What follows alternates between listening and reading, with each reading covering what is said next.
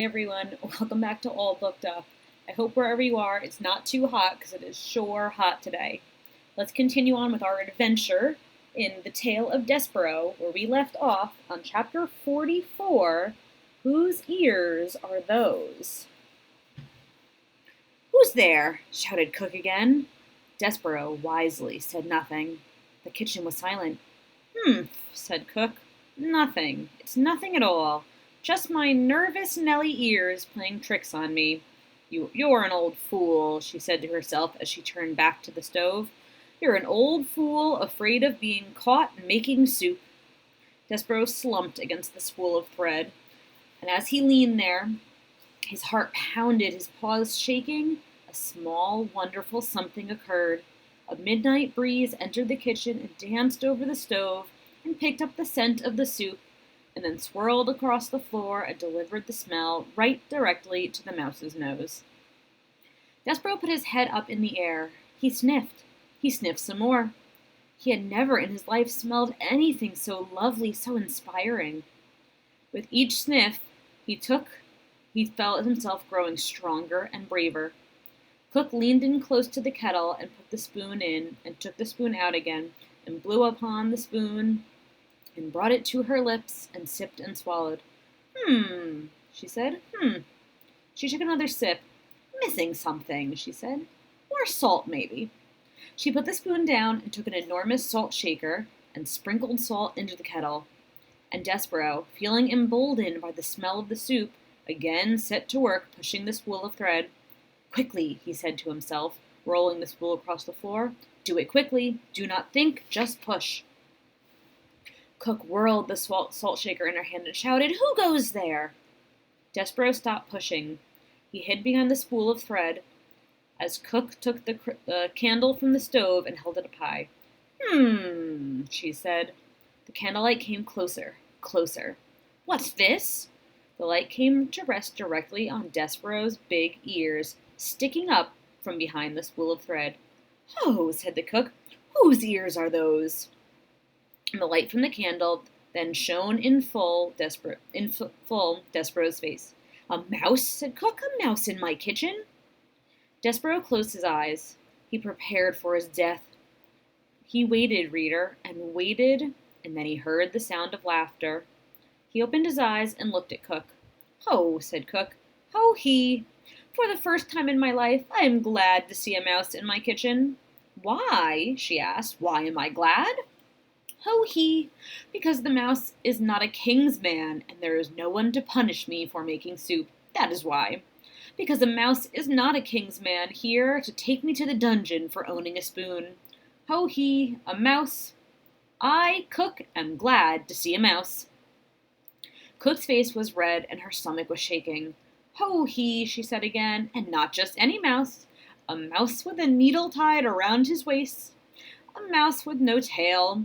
Ain't it lovely? Ho he.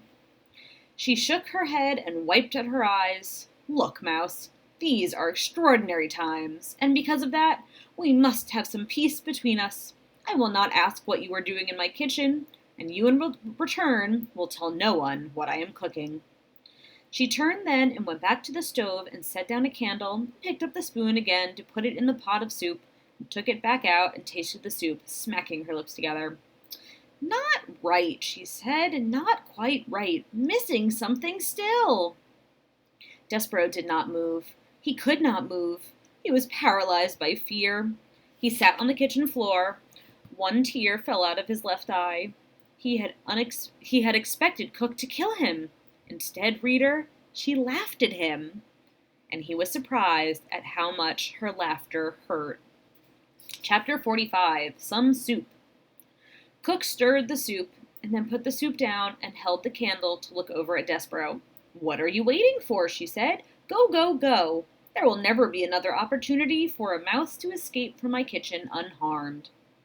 The smell of soup again wafted in Despereaux's direction. He put his nose in the air. His whiskers trembled. Yes, said Cook. This is soup that you are smelling. The princess, not that you would know or care, is missing, bless her good-hearted self. And times are terrible. And when times are terrible, soup is the answer. Don't it smell like the answer? Yes, Despereaux said. He nodded. Cook turned away from him. She put the candle down and picked up her spoon and started to stir. Oh, she said, these are dark days. She shook her head, and I'm kidding myself. There ain't no point in making soup unless others eat it. Soup needs another mouth to taste it, another heart to be warmed by it. She stopped stirring. She turned and looked at Despereaux. Mouse, said the cook, would you like some soup? And then, without waiting for an answer, she took a saucer and spooned some soup into it and set it on the kitchen floor. Come closer, she said. I don't aim to hurt you, I promise. Despereaux sniffed. The soup smelled wonderful, incredible. Keeping one eye on Cook, he stepped out from behind the spool of thread and crept closer. Go on, said Cook, taste it. Despereaux stepped onto the saucer. Soup covered his paws. He bent his head to the hot broth. He sipped. Oh, it was lovely. Garlic and chicken and watercress. The same soup that Cook had made the day the Queen died. How is it? Asked Cook anxiously. Wonderful, said Despereaux. Too much garlic? Said the cook, wringing her fat hands. No, said Despereaux, it's perfect. Cook smiled. See, she said, there ain't a body, be it mouse or man, that ain't made better by a little soup. Despereaux bent his head and sipped again. Cook stood over him and smiled, saying, It don't need a thing, then. That's what you're saying? It's just right? Despereaux nodded. He drank the soup in big, noisy gulps, and when he stepped out of the saucer, his paws were damp and his whiskers were dripping and his stomach was full. Cook said to him, Not done already, are you? Surely you ain't done. You must want more. I can't, said Despereaux. I don't have time. I'm on my way to the dungeon to save the princess. Oh, he laughed Cook. You, a mouse, are going to save the princess? Yes, said Despereaux. I'm on a quest. Well, don't let me stand in your way. And so it was that Cook held open the door to the dungeon while Despereaux rolled the spool of thread through it. Good luck, she said to him. Oh, good luck saving the princess. She closed the door behind her and then leaned against it and shook her head. And if that ain't an indicator of what strange days these are, she said to herself, then I don't know what is. Me, Cook, feeding a mouse soup and then wishing him good luck in saving the princess. Oh my, strange days indeed. Chapter 46, Mouse Blood. Yes.